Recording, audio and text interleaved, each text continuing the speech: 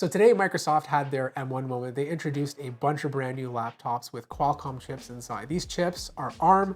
They're going to provide the efficiency that the M series did for Apple. And it's very exciting for Windows users because generally Windows laptops haven't had the best battery life. And this is probably going to solve that. And these new hardware pieces, the Surface Laptop 6 and the Surface Pro 10, both incorporate these processors.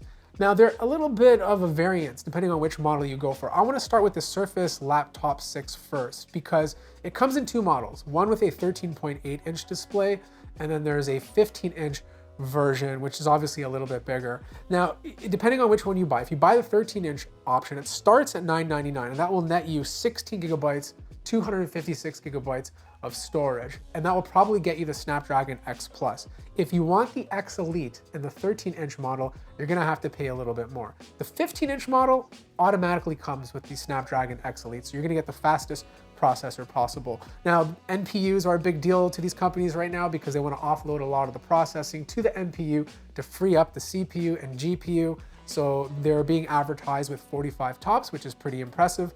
And of course, the internal GPU is going to be using Qualcomm's Adreno GPU. Now, the crazy thing is you can spec these laptops all the way up to 64 gigabytes of RAM. That's LPDDR5 RAM, which is a lot for a thin and light notebook. I don't think a lot of people are going to be doing that because you really don't need to unless you're going to be using this to video edit on, but I still feel like a laptop with a dedicated GPU is going to do that a bit better.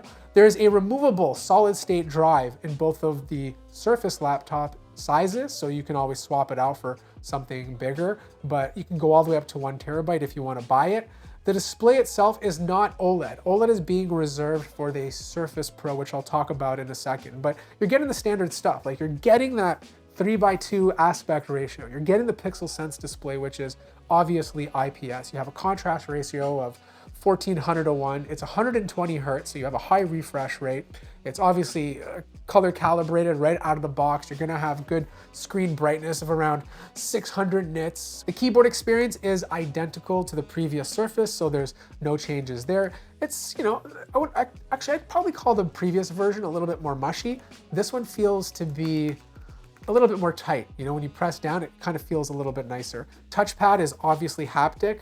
More Windows laptops need haptic touchpads. Microsoft has been doing this for years, and obviously it's a good size to use. And the port situation is very interesting because you get a combo audio jack on the left-hand side with a USB-A port and 2 ports that support up to 40 gigabits per second. Hinge feels nice and tight. It comes in a bunch of different colors, black, silver, blue, and I think a gold color.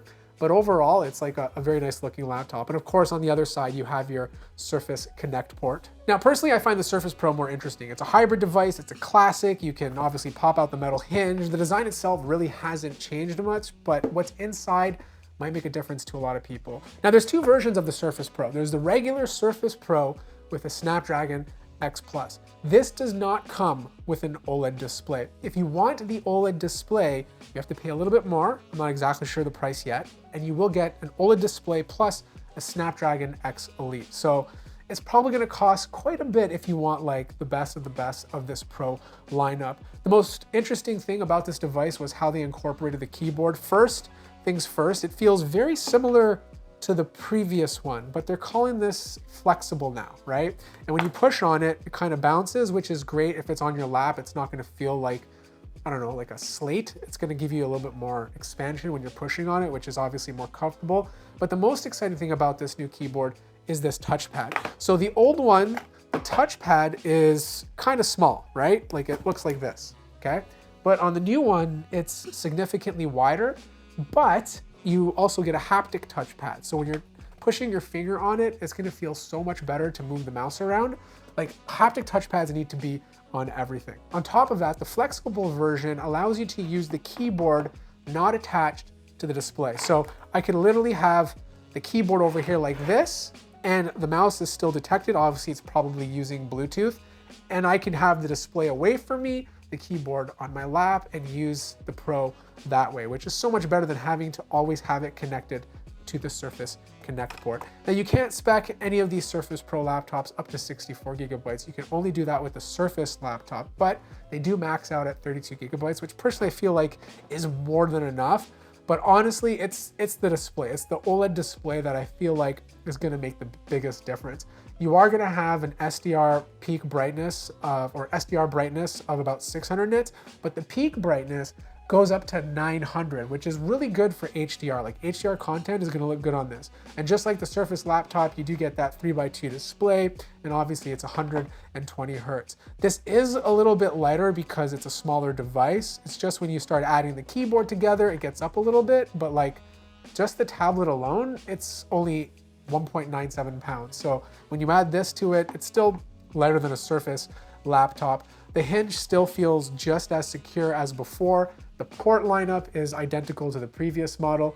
You only get 2 USB 4 ports on the left-hand side, and of course the Surface Connect port on the right. The sound is still coming out of 2 speakers on the front, and of course you have that Full HD front-facing camera, but you do get a 4K camera on the back, which technically should help if you're using it to record stuff.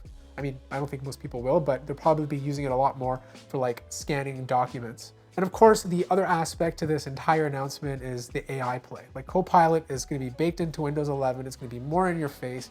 You're going to be able to do things like sketch pictures and some of your favorite apps, and then it'll take that, whatever you're sketching, and make it look a little bit better.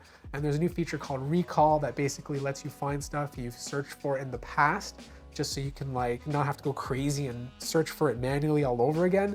I'm not going to get into that right now because I feel like that's going to be coming out later, and it deserves little short videos rather than trying to force it into one big one. Now, I'm going to be reviewing all these laptops, so make sure to drop your questions down below for the full review whenever I get these units in. But I don't know, what do you guys think of this whole new push to Qualcomm? I think it's going to really come down to that translation layer and how efficient it is at making apps feel as fast as they did before without completely sucking your battery life.